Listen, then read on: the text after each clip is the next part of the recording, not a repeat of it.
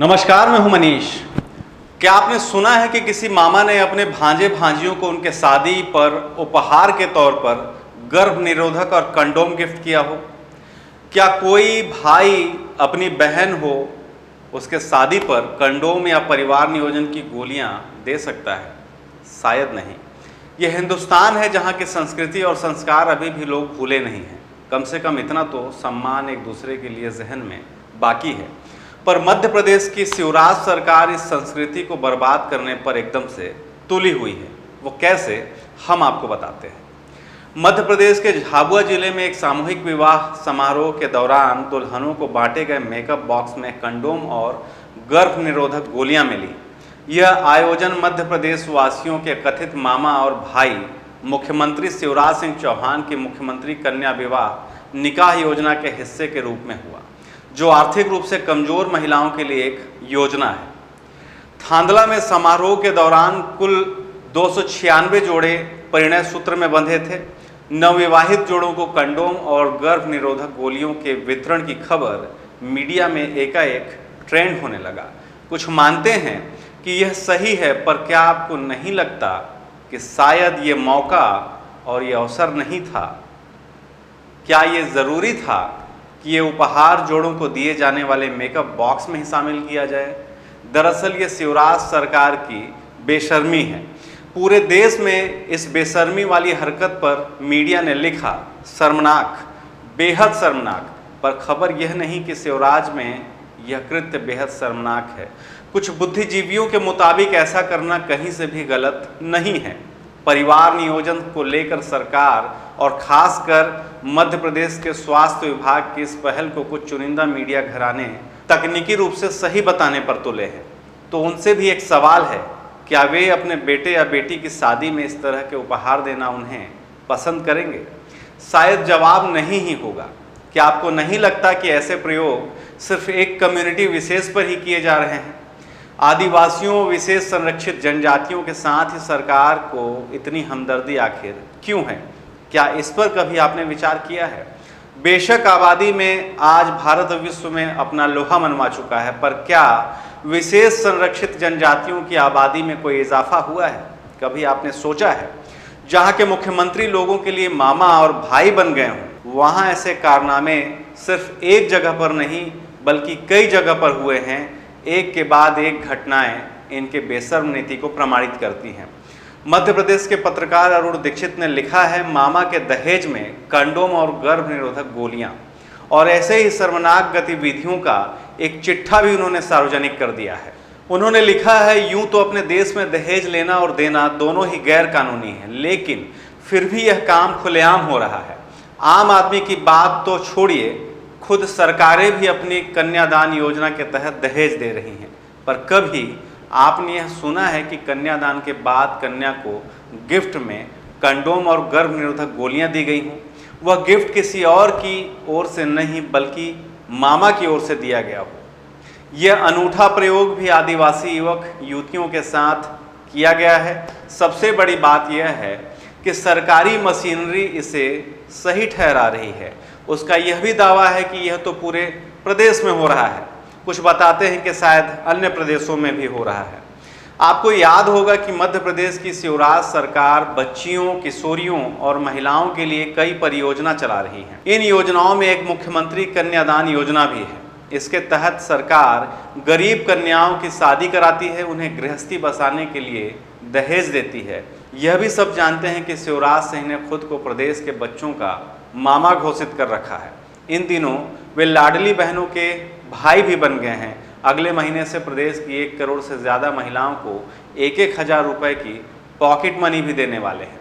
मुख्यमंत्री कन्यादान योजना के तहत आदिवासी जिले झाबुआ के थांदला कस्बे में प्रशासन ने सामूहिक विवाह का आयोजन किया।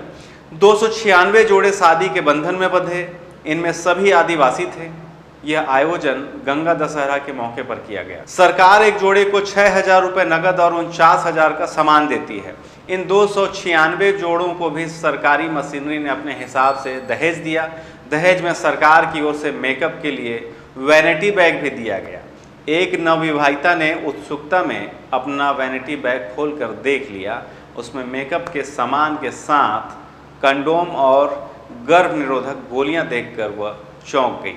बाद में दूसरी दुल्हनों ने भी अपनी वैनिटी बैग खोलकर देखे। सभी को यह सब सामान देखने को मिला। दहेज में कंडोम और गर्भ निरोधक गोलियां दिए जाने के बाद तत्काल जंगल की आग की तरह फैली।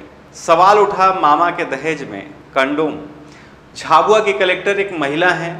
जब मीडिया ने उनसे इस बारे में पूछा तो उनका कहना था, स्वास्थ्य विभाग के कार्यक्रम के तहत यह सामग्री नवविवाहित युवतियों को बांटी गई है। जिले के परिवार नियोजन प्रभारी ने थोड़ा और आगे बढ़ाते हुए कहा, हम नव दंपत्ति को परिवार नियोजन का महत्व बता रहे हैं। वाकई गजब का ये तरीका था। यह तो पूरे प्रदेश में हो रहा है। इसी के तहत मेकअप बॉक्स में गर्भ निरोधक रखे गए। यह आम बात है। हालांकि अभी तक कभी कहीं से ऐसे दहेज की खबर नहीं आई थी। इसके साथ ही यह सवाल भी खड़ा हुआ कि शिवराज सरकार के अफसर आदिवासियों पर ही ऐसे प्रयोग क्यों करते हैं। अभी कुछ दिन पहले डिंडोरी जिले में कलेक्टर ने सामूहिक विवाह से पहले सभी आदिवासी लड़कियों का प्रेगनेंसी टेस्ट कराया था।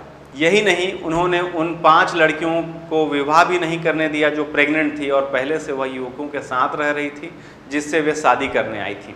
मजे की बात यह है कि उन युवतियों को यह नहीं बताया गया था कि उनका प्रेगनेंसी टेस्ट किया जा रहा है।